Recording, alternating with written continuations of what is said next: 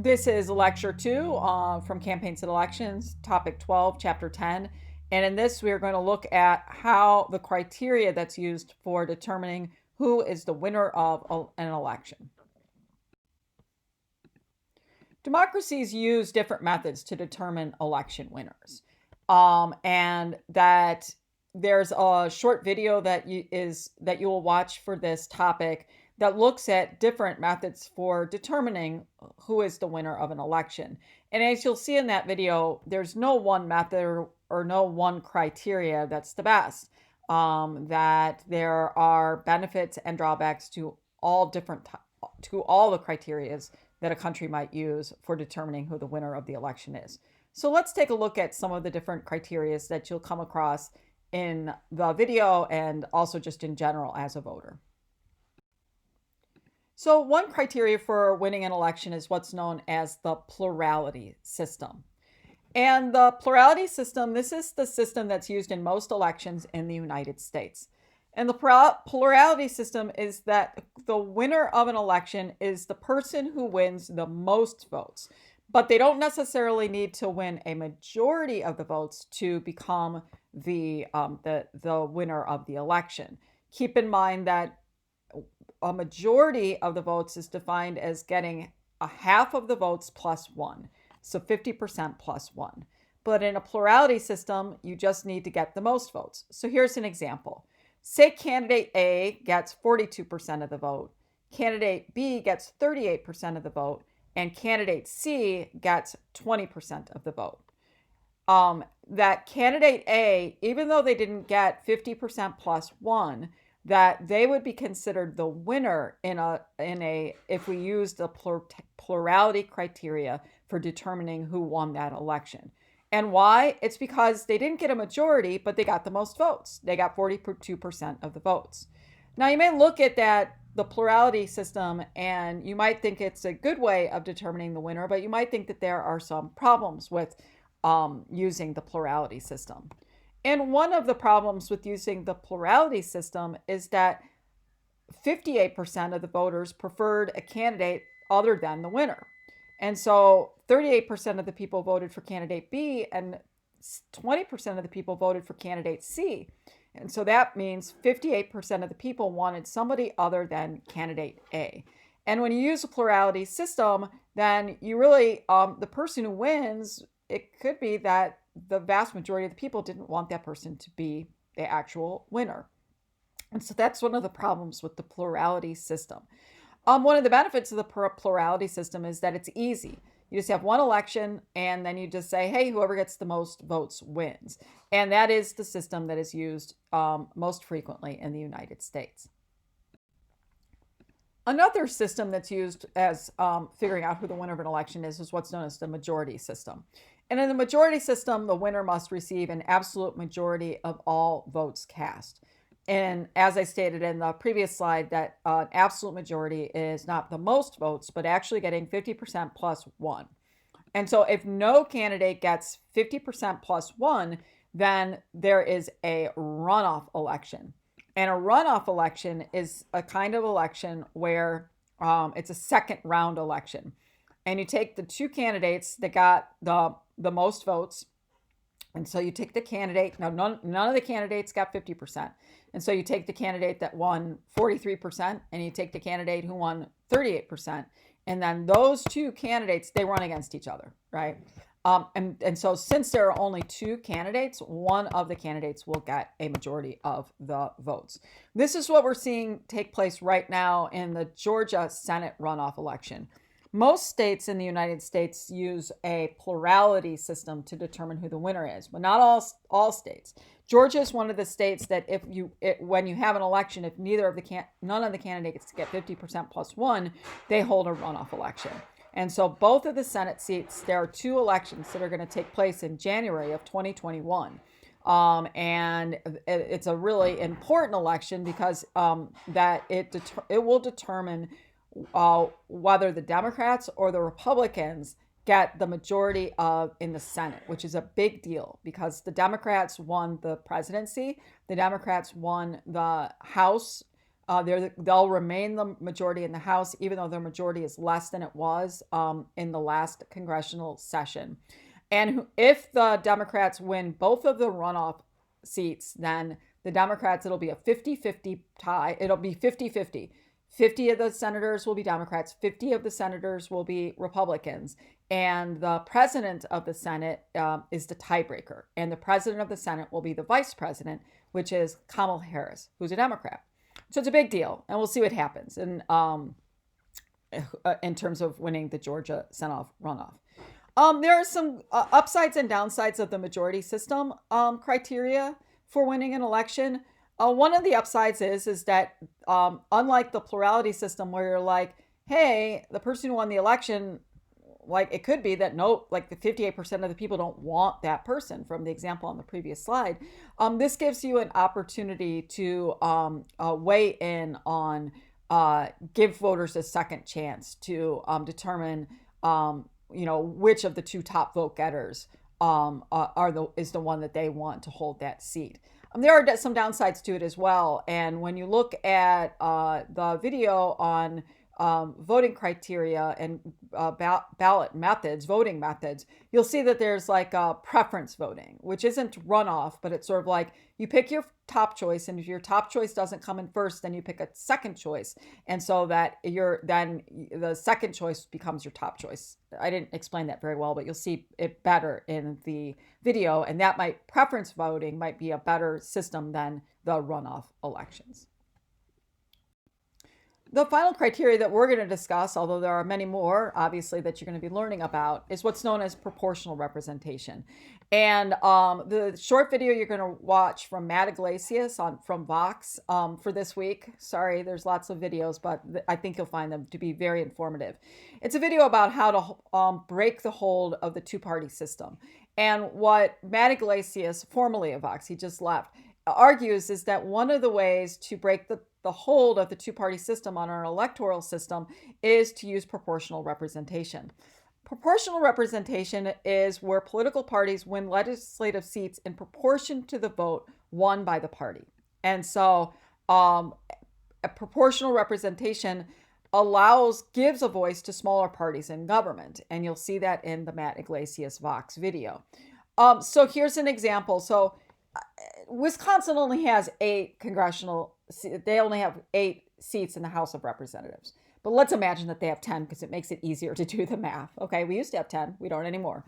And so imagine, we used to have 9. Sorry about that. But imagine that we had 10. And so rather than having each district, you vote for District 1, District 2, District 3, District 4. That's how we do it today. If you live in District 1, you vote for your representative for District 1. If you live in District 2, you vote for your representative in District 2. Okay? What we could do is say, hey, Wisconsin gets 10 seats. Let's have everybody in the state vote for those 10 seats, and they'll vote based on their party preference. And whichever party gets the proportion of votes, that'll be translated into the number of seats they get. Let's make it concrete. So let's say that we had 10 seats and everybody in Wisconsin votes for either the Republican Party, the Democratic Party, and I threw in the Libertarian Party, okay? I mean, it could be any parties that we want. It could be more than 3 parties, but I'm just doing 3 to do the math. So let's say that we have a proportional, an election based on proportional representation. And then you say, okay, there's 10 seats and you're going to vote straight. You're going to say, I want the Republicans to get all 10 of those seats. So you vote for the Republican Party. You might be a Democrat and you say, you know what? I'm a Democrat. I want the Democrats to have all 10 of the seats. Could be a Libertarian. You're like, I'm going to vote Libertarian Party because I want the Libertarians to get all 10 of the seats. But after you conduct the election and you vote for your party, then you look at the results and you say, okay, 40% of people in Wisconsin want the Republicans to get all 10 seats. 30% voted for the Democratic Party. 20% voted for the Libertarian Party, and so on. And so in this case, since 40% of Wisconsinites wanted the Republicans to win, then Republicans get 4 of the 10 seats. See, that's why I did that. The math's a little bit easier. 30% of people voted for the Democrats, and so then they get 3 seats. And 20% voted for the Libertarians, and the Libertarians get 2 seats. Now, when you use a plurality or a majority runoff system, it's very unlikely that the third party is going to get any voice in that election at all, because they're most likely always to come in third. Rarely are they going to win the most votes, and rarely are they going to be the top two vote getters. Okay. So, one of the benefits of proportional representation is that it gives more voices to more parties. And I know that people sometimes say they don't want to vote because it's like they don't want to vote for either the Democrats or the Republicans. Those are the only two parties that have a chance of winning. Well, if we did proportional, then you might be more like excited about voting, because you could say, well, at least my party's going to get 2 seats, or maybe they'll get 3 seats. There are some downsides of proportional representation as well. Proportional representation can lead to a Congress that doesn't have a clear majority, and that can lead to gridlock. There's nothing saying that we couldn't divide up our congressional seats this way. There's nothing in the Constitution that prohibits it. We have a long history of not voting for our members of the House in this manner, and so making those changes, that would be difficult, and it would really take a lot to get rid of the status quo. But maybe it'll happen. So, as you're thinking about preparing for the final exam, think about those criteria and the different methods used for winning an election.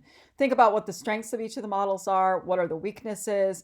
And in the United States, most races are won with a plurality, winner takes all, first past the post. And should we stick with this criteria, or should we change it? And if a question like that shows up on the final, hint, hint, then make sure that you're not just looking at these 3 criteria, but also the other criteria that are offered in the videos. The next thing we're going to talk about is how voters decide. And so you just got an opportunity to vote, right? And I think a lot of you did vote in the 2020 presidential and congressional elections. So just think for a moment, like when you cast your vote, when you went and casted your vote for president in 2020, like what factors help you decide who you're going to vote for? Like why did you vote for either Donald Trump, or why did you vote for Joe Biden? Or did you vote for a third party candidate? Or did you vote a write-in candidate? And in other words, what helped you decide who to vote for? Well, your textbook talks about 3 main factors, and there are a lot of factors that voters take into consideration, but 3 main factors that voters take into consideration, and see if these were any of the ones that you took into consideration. A lot of people vote for according to their party, their partisanship, what party they feel aligned with. They feel like, I'm a Democrat, I'm going to vote for the Democrats. So Joe Biden's a Democrat, I'm a Democrat, I'm going to vote for a Democrat. If you're a Republican, you can say, I'm a Republican, Donald Trump is a Republican, I'm going to vote for the Republicans. And so partisanship is the sense that a loyalty that you have in to your party, okay, that you identify with a particular party and you vote accordingly. Your textbook talks about how that loyalty, partisanship loyalty, actually matters even more in state elections than it does in presidential elections. Although partisanship is pretty damn strong in presidential election these days as well. And even partisanship has a loyalty is even matters more in state elections, because a lot of times you don't know your state representatives very well. We pay a lot of attention to presidential elections. So we watch the debates and we pay attention and we know where the candidates stand. We know what party they're affiliated with. And so if you pay a lot of attention to the presidential candidate, you might deviate from your party. You might say, I'm a Democrat, but I don't really like what that Democrat stands for. And I paid a lot of attention to that, so I'm not going to vote according to my party preference. In state elections, you don't know your elected officials as well. You may not know what they've done and what they stand for, so you might just default to partisanship. Another thing that people vote based on is what are issues and policy concerns. There are certain issues that might be really near and dear to their heart, right? It could be, gun rights. So you want to make sure that nobody's going to take away your Second Amendment rights. Could have to do with abortion. You want to make abortion legal or keep it legal, or you want to change the tide so that Roe v. Wade gets overturned, and because you think abortion should be illegal. You may be really concerned about climate change, immigration, etc., poverty rate. You might be an Andrew Yang fan. You'd be like UBI, universal basic income. Okay, these might be issues that are very important to you, and that you're going to vote accordingly. And so when it comes to issues and policy concerns, that voters engage in what's known as prospective voting, but they also engage in what's known as retrospective voting. And so that when it comes to issues, you listen to candidates, and the candidates are like, "Hey, if you elect me, I'm going to implement your policy issue of that you're really, that you find important." So let's say there's a candidate who says, "If you elect me, Andrew Yang, I'm going to try to implement UBI, Universal Basic Income." And so you could be a prospective voter. Andrew Yang has never been elected to office. He's never had an opportunity to, try to implement UBI. But you vote for Andrew Yang because you're like, I really want universal basic income to be implemented. And so I'm going to vote on what you hope the candidate will do. On the flip side of that, you could vote retrospectively. You're going to vote on not what you hope the candidate will do, but you'll vote on what the candidate has already done. So if you voted for President Trump, you might have looked at what he did. You might have said, you know what? I really like that he put in place tariffs and that he really took a hard trade approach to China. I like that he did that. I want him to do more of that. And so I'm going to vote for Donald Trump because I like what he already did. I think there should be a crackdown on immigration, you might think. I like that he cracked down on immigration and tried to build a wall. And so you're going to vote for him because you looked at what he did in the past retrospectively, and you vote accordingly. The final thing your textbook talks about in terms of how voters decide is candidate characteristics. And so that, sometimes you look at a candidate and there's just something about their personal characteristics that you really like. You have a very favorable feeling about them, and so you vote for them, right? You could look at a candidate and say there's something that you just don't like about that candidate, right? There's something about their personality and their characteristics you don't like. There's no way that you're going to vote for them, right? So these are sort of like amorphous, sort of unmeasurables, these candidate characteristics. Some of them are more frivolous, right? I mean, so some people, if a person says, I'm going to vote for the candidate because I like the way they look, right? I like their hair. Or if you look at a candidate, like, I don't like the way they look. And that's kind of a frivolous, like characteristic to be basing your vote on. But let's keep it real. Political scientists have done studies, and they've shown that that there are certain physical characteristics that candidates have that if you know nothing about the candidate at all, and you base it on a frivolous character consideration like appearance, the voters tend to favor certain appearances over other certain appearances. One appearance is long face versus round face. If you show two pictures of candidates to a voter and they don't know, these are just like not even candidates, they're just pictures, and you say candidate A or candidate B, right? And candidate A has a long face and candidate B has like a round baby face. Voters knowing nothing about a candidate are much more likely to pick the the long face candidate. They don't like the baby face, round face candidates. And so voters do, particularly when they're low information, they don't know anything about the candidate at all, they will like base their decision based on frivolous candidate characteristics. There are other characteristics that are much more important and that could be sort of substantiated with facts, but in terms of the way that they've behaved in the past, like retrospectively, it could just be a feeling that you got from a candidate. And so if a candidate has a lot of experience, that's a characteristic that they have, and you could say, you know what, I'm not going to vote for Mayor Pete Buttigieg because he doesn't have any like significant experience. He was a mayor of a small town. That's not enough for me. And so you could look at somebody like Joe Biden and said he's been in office for a really long time. That kind of experience is really important to me. You could say, oh, Washington insider, we want somebody from the outside, and you vote differently, but you'd still be basing it on a characteristic experience versus like, hey, you want a fresh face, somebody who doesn't have as much experience. There could be a sense of trustworthiness. Can you trust what this person is saying? Do they speak the truth? Do they have a long history of speaking the truth? Do they seem like a steady hand? A lot of people think that the election of 2020 kind of came down to some of these, the issue of trustworthiness. A lot of voters, said that because Donald Trump lies a lot of what he says is not true. Now, that bothered a lot of voters, right? And they felt like that there was a sense of like lack of trustworthiness. On the flip side of that, not so much the trustworthiness aspect of Joe Biden, although Joe Biden, when you look at what he says a lot more things that are based on fact and are true than Donald Trump. I mean, but all candidates say things that are not true. I mean, that's just a fact of life. But people did report sort of saying that he seemed to like have more of a steadiness to him. He seemed to be like ratcheting down the temperature gauge, and people were sort of feeling maybe a little bit of fatigue from sort of the sort of the spectacle of the Trump presidency. And so some sort of reported that hey, that's what they were sort of looking at and taking into consideration in terms of a candidate characteristic.